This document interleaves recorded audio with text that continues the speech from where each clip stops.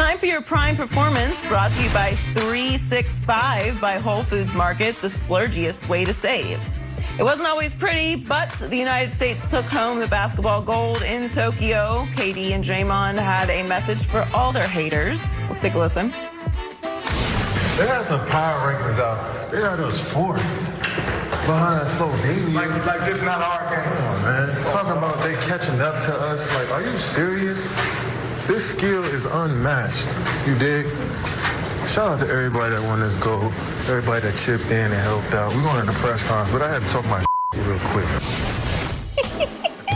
LeVar, what do you make of the message to their doubters?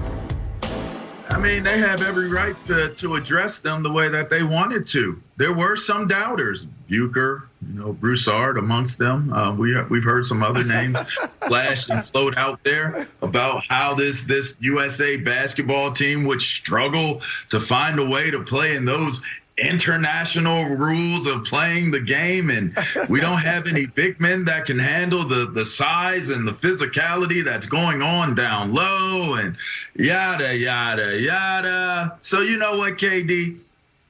Have your moment. You got the gold. You guys redeemed yourself.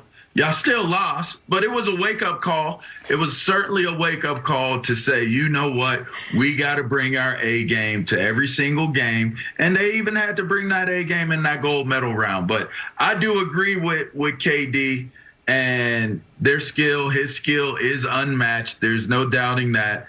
But I ain't going to say, I won't go as far as to say that the world isn't catching up. They are catching up. That the numbers say they are. But talk your S, as you said, KD. Talk your S. Hey, I'm not mad at KD at all. And for the record, he wasn't talking about me because I was a soft buy. I was a soft buy. A buy nonetheless, but a soft buy. They won by 5. So I think soft buy is perfect. They beat France by 5. Soft buy was exactly what it was, so I was good with that. But here's the thing. KD said, the world, they catching up with us. Who said that? Your own coach, Greg Popovich. He sat in every press conference after every loss and said, they've caught up. It's not surprising anymore when we lose. So you should be talking that. You mentioned Kendrick Perkins. You sent out some tweets and stuff to other people.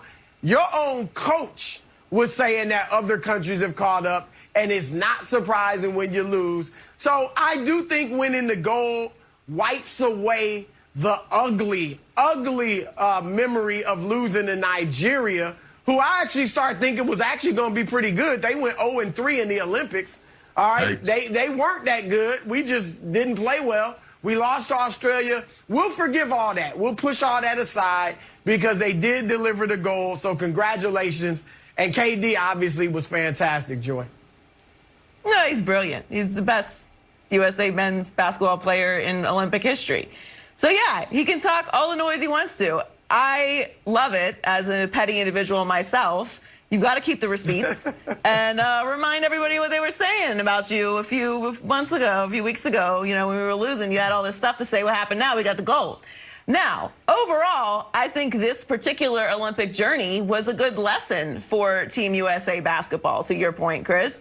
Yes, it wasn't the easiest road. Yes, Popovich is saying that the rest of the world is catching up with Team USA. It wasn't the easiest cruise to the gold medal, which I think is great, actually. That makes it competitive. It makes it feel like you really earned it. It means something that you didn't just walk in and dominate. So I love this whole Olympic journey for Team USA, and I have no problem with them. I don't think it's haters. We are allowed to have an opinion after you lose. That's how this whole thing works. Right. Fans are allowed to be like, why are you losing when we're supposed to be the best? Right. It's fair to wonder why and to ask why and to give your opinion why. You go out and win the gold. All right, so we overreacted, okay, and not me. I still thought they were going to win, but I do think that this is overall a good lesson for how we're going to prepare for the next Olympics. Maybe we should take a little note from, I don't know, this other team that won 7 straight golds. 2 of the members of the team have won 5 of them. Diana Taurasi, Sue Bird. they have continuity. We weren't talking about this with USA women's basketball. So this is a good lesson for Team USA's men's basketball. We need to start building some continuity moving into the next Olympics. It obviously still matters to a lot of people if you win the gold and bring the gold home for Team USA, because we have the most talent. And if you have a shaky start, people are going to get nervous. I always thought they were still going to win, but I do think that there are lessons that can be taken out of this particular Team USA basketball journey. But congrats, they won the gold, and they have every right to talk all the trash they want to.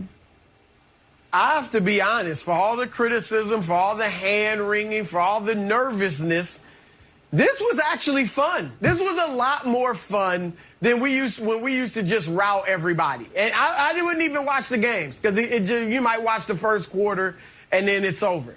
This was exciting. This had drama. Are we going to win? This had intrigue. I mean, it was great. So I'm happy about it.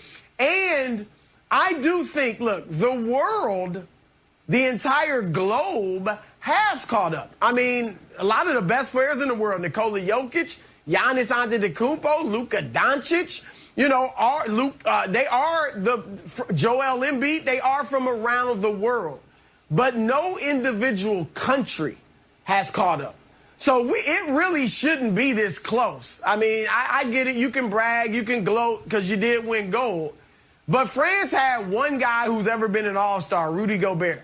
We had 9 all-stars on this Team USA, which is like our B team other than, you know, for about 4 or 5 guys.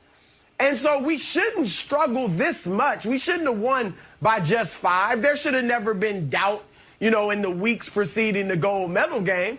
But, you know, we didn't play as well as we could have, but we did win the gold. So, LeVar, at the end of the day, they can brag. For drawing a blank, according to The Athletic, the 76ers' goal is less to trade Ben Simmons and more to acquire Dame Lillard. Dame was asked about the Blazers' offseason. Take a listen. There's a lot of things that are out of my control. You know, when you go into free agency and things like this, you never know what's going to happen. You never know where guys are going to end up and why they go there. You just try to, you know, have conversations and convince guys to, you know, be a part of our team. And obviously, you know, this go round, we didn't, you know, we wasn't able to go out there and just get, you know, some of the guys that we would have liked. And, you know, you go down the list and you go through the guys that you like that are out there that haven't committed to another team or that was a part of your plans in free agency, and you get the ones that, you know, that want to be a part of what you're doing. And I think that's what we did. Okay, Joy, they were not able to get you to take your talents to Portland, your crossover, your fadeaway, all those explosive plays to the rim. Now that they weren't able to get you, where does Dame Lillard end up? What's fill in the blank for me? What happens next with Dame Lillard? I think Damian Lillard's future in Portland is unstable. Dame is not an unrestricted free agent until 2025. He's made it pretty clear he'd prefer to stay in Portland. He wants them to make some moves. He's putting some pressure on the organization. Now, we all assumed he wasn't going to come out and do anything explosive or say anything explosive before or during the Olympics to take away the attention from Team USA, which of course makes sense. But now the Olympics are over. They have the gold. What's going to happen next? Well, the teams that were out there, like the Heat and the Knicks, have kind of eliminated themselves. So now, you know, the talk is the 76ers trying to acquire Damian Lillard. Again, we can get into the whole situation with the Sixers and Ben Simmons, and they're obviously trying to get